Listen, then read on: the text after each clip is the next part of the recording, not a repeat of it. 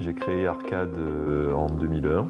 C'est une structure aujourd'hui qui intervient dans le champ des services à la personne, qui compte 550 employés en prestataire et 250 employés en activité mandataire.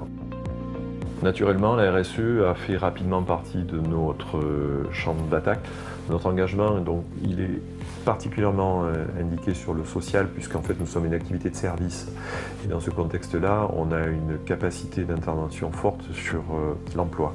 Alors on a voulu d'abord professionnaliser nos personnels, donc rendre accessible, je dirais, ce métier à une frange de population qui aujourd'hui est un peu exclue de ce dispositif, ouvrir un petit peu le champ du domicile à des personnes notamment en bas niveau de qualification, et on a développé pour ça donc un ensemble de process pour mettre en place des référentiels métiers, des référentiels courts aussi qui permettent aux salariés à la fois de travailler et de se former tout au long de leur métier au sein d'Arcade.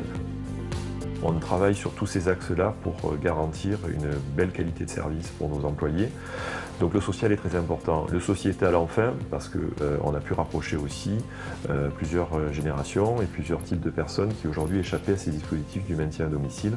Et c'est comme ça qu'on travaille au quotidien sur la volonté de fédérer des acteurs qui soient tant différents, travailler sur des primo-arrivants, travailler sur des personnes en difficulté sociale pour les intégrer durablement. C'est aussi une dimension RSE, puisque ça permet de faire se rencontrer à la fois des personnes âgées dépendantes, des personnes handicapées et des personnes en difficulté sociale.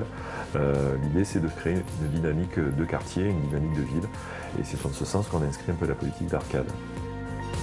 Ce sont des véritables marqueurs aujourd'hui que d'avoir des satisfactions ou des retours sur investissement comme peuvent l'avoir à la fois les usagers sur la qualité de service ou les salariés sur leur progression personnelle.